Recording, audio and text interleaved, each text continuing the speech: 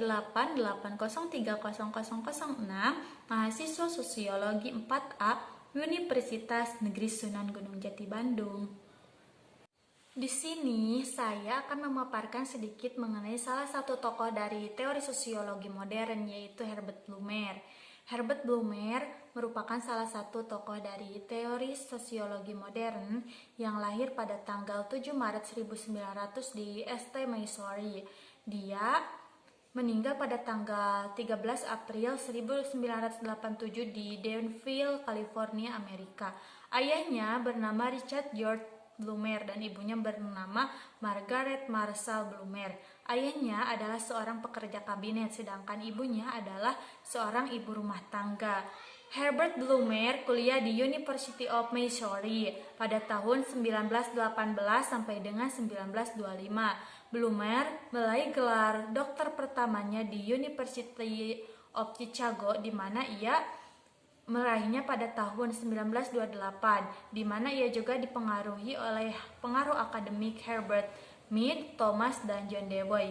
Setelah menyelesaikan studinya, ia menerima posisi mengajar di Universitas Chicago, di mana ia menetap di sana sebagai dosen sampai tahun 1952. Dan dia mengajar selama 20 tahun. Pada tahun 1952 sampai dengan 1972, Blumer diangkat sebagai ketua sosiologi di University of California di Berkeley.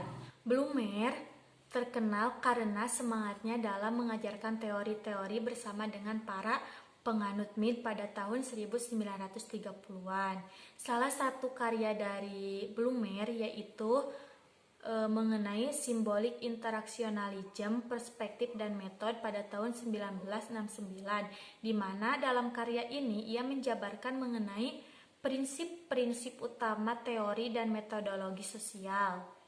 Blumer juga dikenal sebagai pendiri konsep dari interaksionalisme simbolik, di mana Blumer menciptakan istilah tersebut pada tahun 1937 dalam sebuah artikel tentang hakikat psikologi sosial yang diterbitkan oleh Man dan Society.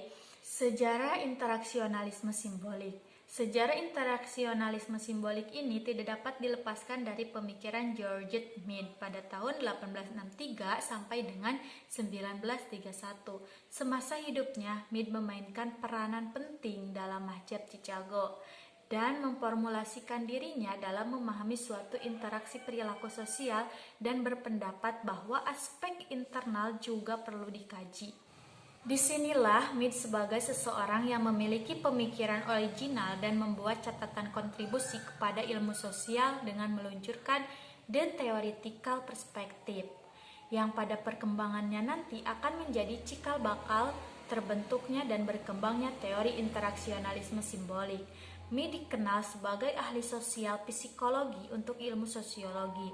Mead menetap di Chicago selama 37 tahun sampai meninggal dunia pada tahun 1931. Mead tertarik pada interaksi awalnya dari isyarat verbal, dari suatu pesan verbal yang akan mempengaruhi dalam terminologi pikiran Mead. Isyarat nonverbal di sini seperti body language, gerak tubuh, baju, status, dan lain-lain. Sedangkan pesan verbal seperti kata-kata, suara, dan lain-lain. Interaksi di sini akan dimaknai berdasarkan bentuk simbol yang memiliki arti yang sangat penting atau disebut juga sebagai a significant symbol. Generasi setelah Mead merupakan awal terbentuknya teori interaksionalisme simbolik, di mana pada waktu itu pemikiran dari Mead dibagi menjadi dua mahjab. Yang pertama yaitu mahjab Chicago, yang kedua mahjab Iowa.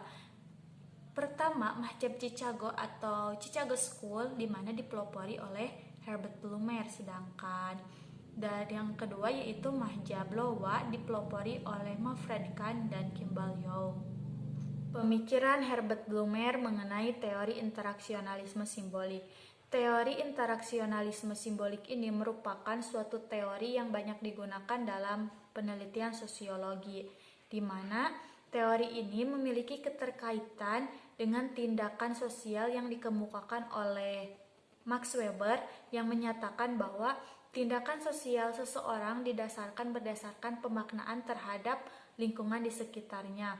Pemaknaan tersebut di sini akan diinterpretasikan dan dikomunikasikan terhadap lingkungan sekitarnya.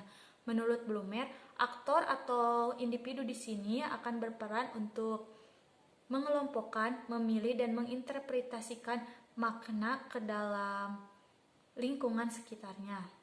Menurut Blumer, ada 6 dasar atau ide dasar yang dapat dijadikan teori interaksionalisme simbolik. Yang pertama, masyarakat itu terdiri dari manusia yang berinteraksi, yang kegiatannya tersebut bersesuaian melalui tindakan bersama yang nantinya akan membentuk suatu struktur sosial. Yang kedua, interaksi terdiri dari berbagai kegiatan yang berhubungan dengan kegiatan manusia lain, di mana interaksi non-simbolis mencakup stimulus respon, sedangkan interaksi simbolis mencakup penafsiran dari tindakan. Yang ketiga yaitu objek tidak memiliki makna yang intrinsik, makna lebih merupakan interaksi simbolis. Yang keempat, manusia itu tidak hanya mengenal objek internal, tetapi tanggapan dirinya juga sebagai objek. Yang kelima, tindakan manusia adalah tindakan interpretasi yang dibuat oleh manusia itu sendiri. Dan yang keenam, tindakan tersebut saling berkaitan dan disesuaikan oleh anggota-anggota kelompoknya.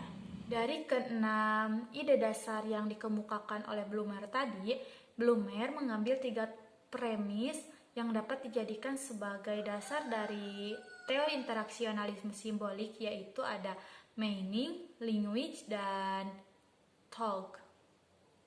Dari 3 premis tadi apabila dijabarkan dan diuraikan, maka yang pertama kita bertindak dan berperilaku berdasarkan makna yang kita interpretasikan dari perilaku atau tindakan kita.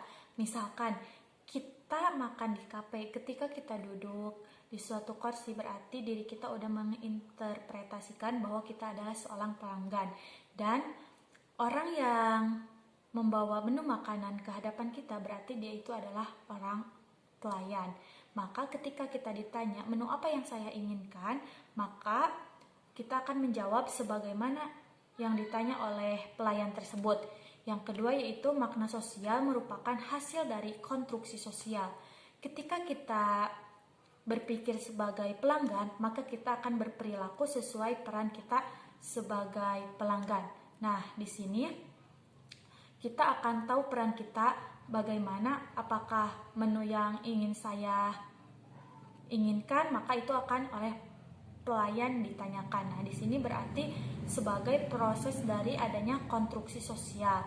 Yang ketiga yaitu penciptaan makna sosial dan pemahaman makna sosial yang merupakan suatu proses interaktif yang berlangsung.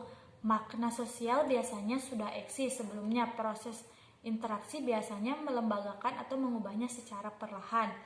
Misalkan, ketika pelayan menawarkan kita makanan, terus kita marah karena menu yang kita inginkan tidak sesuai, lalu si pelayan tersebut menghentikan marah kita secara perlahan, dan di sana si pelayan tersebut berarti sudah memaknai mengenai konflik yang terjadi dalam restoran tersebut.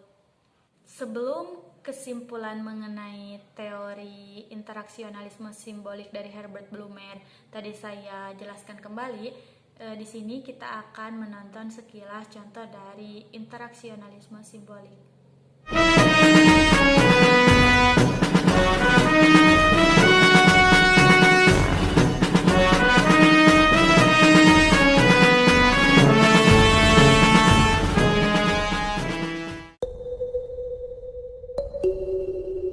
Jadi, kesimpulannya teori interaksionalisme simbolik ini melihat realitas sebagai konstruksi sosial yang dibentuk melalui proses interaksi yang terus berlangsung. Teori ini digolongkan sebagai teori mikrososiologi karena membahas mengenai interaksi dalam pemaknaan individu. Sekian pemaparan dari saya mengenai salah satu tokoh teori sosiologi modern yaitu Herbert Blumer. Mohon maaf bila ada penjelasan yang kurang dimengerti dan pengucapan lafal yang tidak jelas. Karena kebenaran hanya datang dari Allah dan kesalahan hanya datang dari diri kita. Wallahul muwaffiq ila aqwamit thoriq. Wassalamualaikum warahmatullahi taala wabarakatuh.